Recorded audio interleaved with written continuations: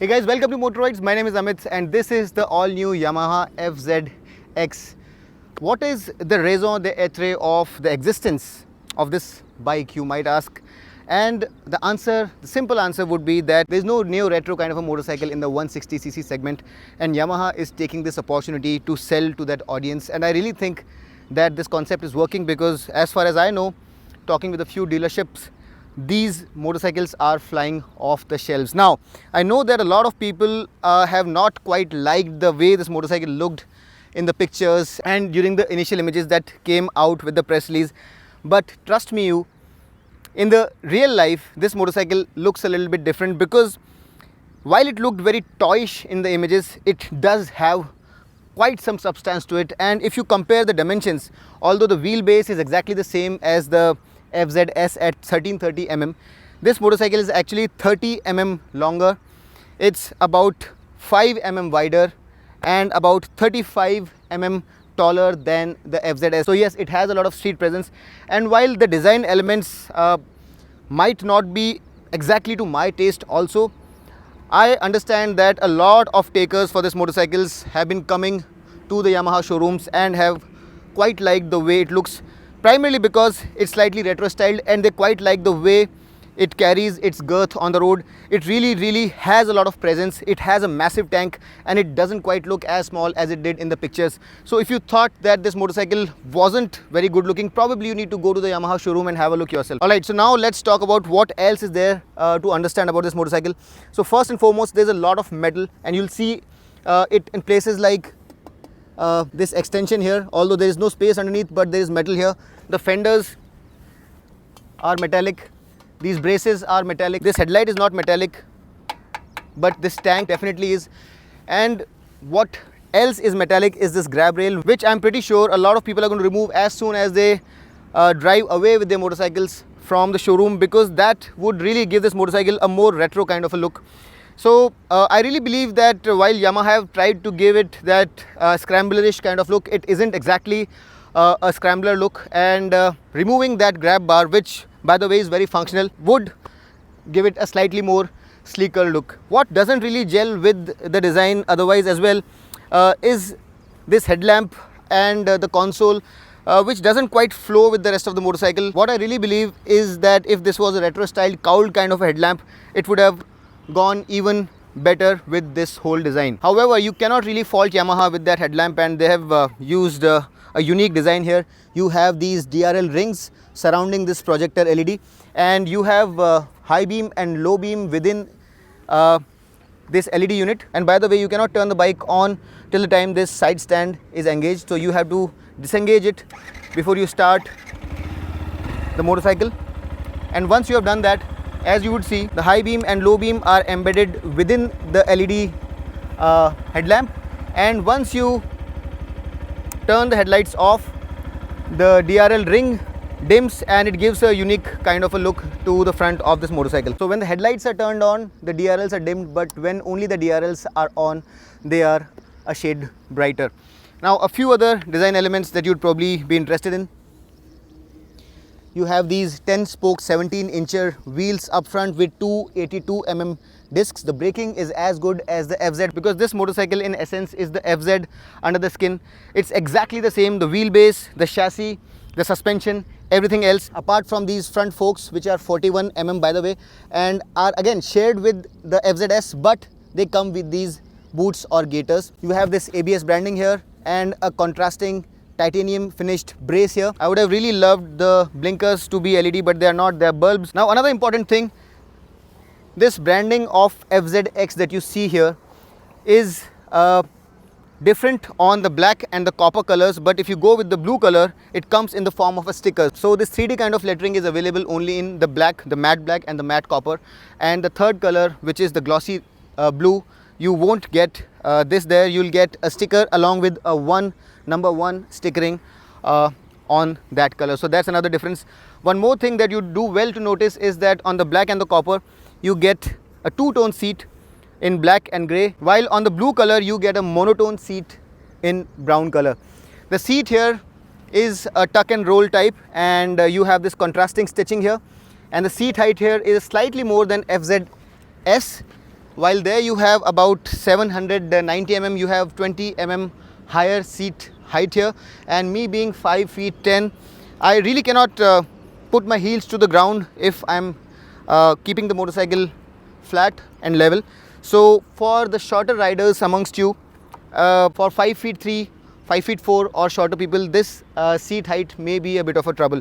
But if you're 5 feet 5 or 6 or above, no problem, this should be perfectly fine. Another good thing is that this is a step seat, but this is not a split seat, and the rear section is not too high, so swinging a leg over it is not too difficult. So for those who want this motorcycle for their families, this should not be a problem at all. The grab rails are very functional. There is enough space for the fingers to slide in. However, they don't look very beautiful, and I really think that these could probably have been done a little better. The tank here, as I mentioned before, is metal, and if you look at it from the top, you realize that there are these exposed rivets which give it a retro kind of a look and do add to the muscular feel of the motorcycle. Also, when you're sitting on the motorcycle and look at it from the top, the tank really looks very wide and big, and your legs are split apart. You cannot really grab the tank very hard with your thighs, which you can do on a lot of other motorcycles, especially the FZS. So that is one big difference. Also, a big difference as opposed to the FZS is that your foot pegs are not as rear set. It's a feet forward kind of a riding position, well, relatively, and it's a commuterish stance, while the FZS is not particularly commuted, but this one is even more commuter oriented, even more upright, and that difference is instantly perceptible. Now Yamaha says that the exhaust note on this motorcycle is a little bit more grunty, has a little bit more bass, and I would agree. In fact, while I was riding this motorcycle, I felt that it has a distinct beat which is not available in any other motorcycle. So while you're riding it in mid revs and in lower revs, you'd feel the beat underneath you, and it really is a very distinct kind of a feeling. And those amongst you who are fans of Bullet's beat are probably going to like it. Let's hear the sound of it, but while it's moving, it feels a little bit different, and it feels even better.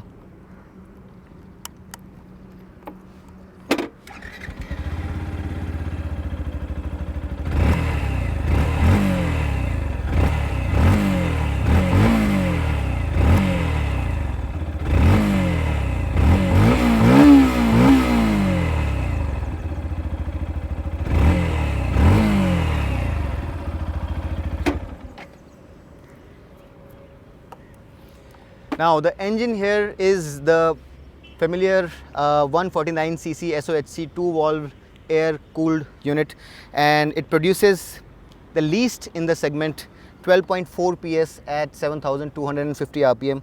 And now if you look at some of the other motorcycles in the segment like the Apache 160 4V, the power there is a lot more, about 5-6 PS more than this motorcycle. So the power differential is just too much now. However, this still is one of the most refined units and one of the most fuel efficient units. I'll come to that a little bit later.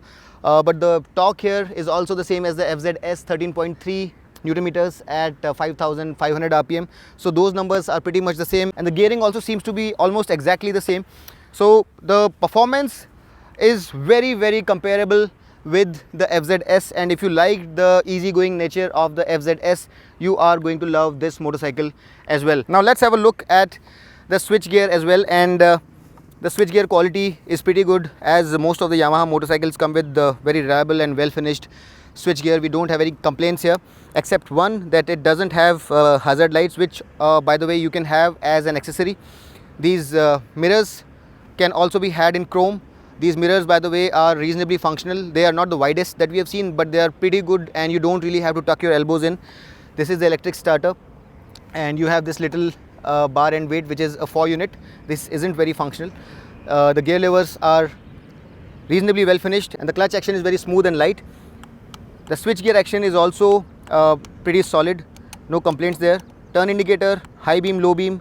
You have the horn here. This is only the DRL, and then when you switch it up, it goes to the headlight. You can use the day flasher using this little lever here. Another very interesting thing that Yamaha have included here is this 12-volt power socket, and you can use an adapter to charge your cell phone with a USB, and that also should be available as an aftermarket accessory. Rather, it's not available off the shelf at Yamaha showrooms.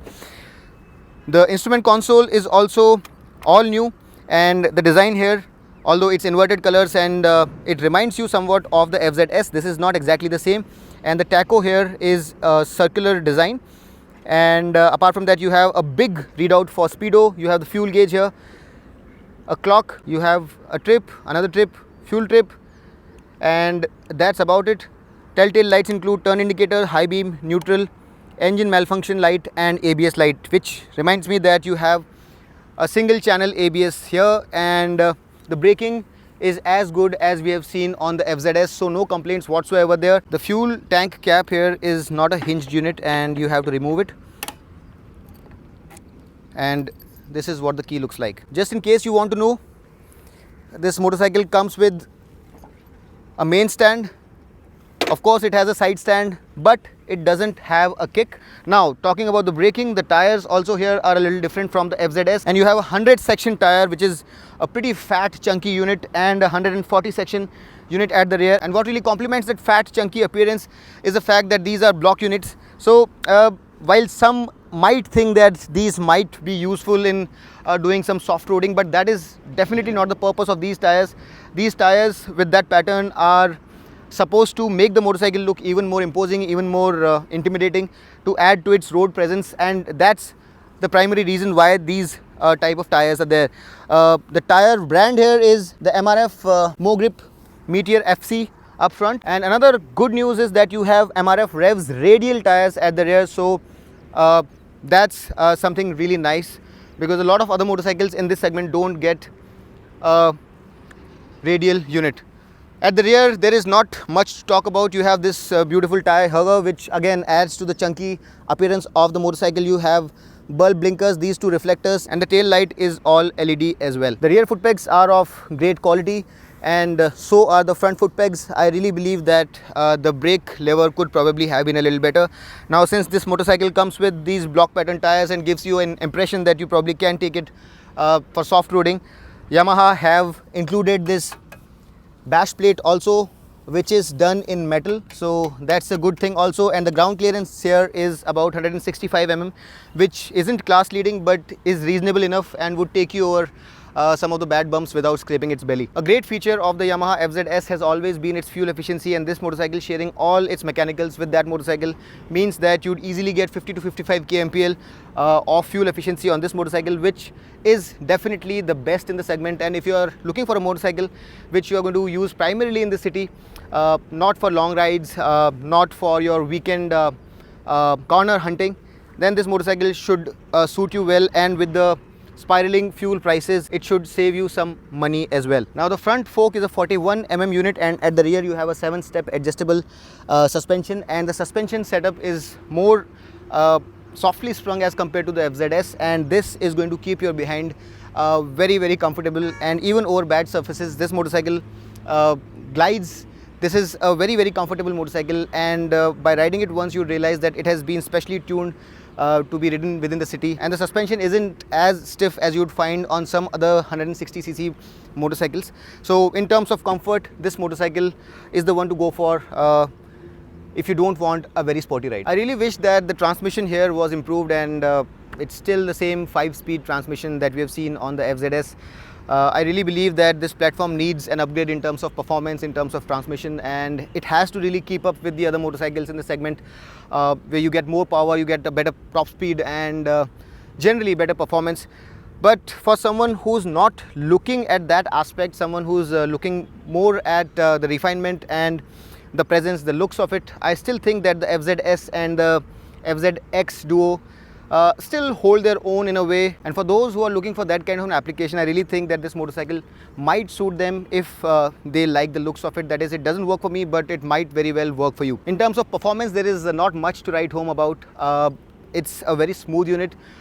It's a very manageable kind of a unit. It's got a good amount of low end torque, good mid-range, and it doesn't vibrate even closer to its rev limit. So all of those good qualities of the FZS have been translated here as well. However, if you are someone who's looking for performance, someone who's looking for munching miles on the highways at a very high pace, then this 150cc motorcycle is not for you.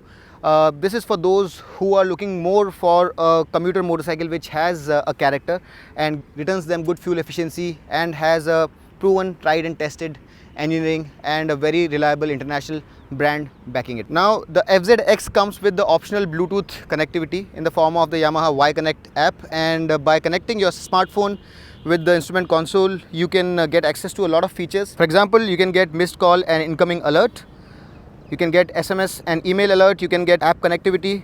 It also shows you phone battery level. On the phone, it will also show you their fuel consumption, which is a great feature to have, although the instrument console itself does not have a display for average fuel efficiency. The app will also let you know about the maintenance recommendation. Using GPS, it will let you know your last parking position. There are also malfunction displays, and if there is a breakdown or malfunction, the app will indicate it to you. Also, there are some special readouts which are not available on the instrument console, which include the degree of throttle opening, rate of acceleration, and it also rates you for your eco-friendly riding, as well as it shows you your real-time fuel consumption.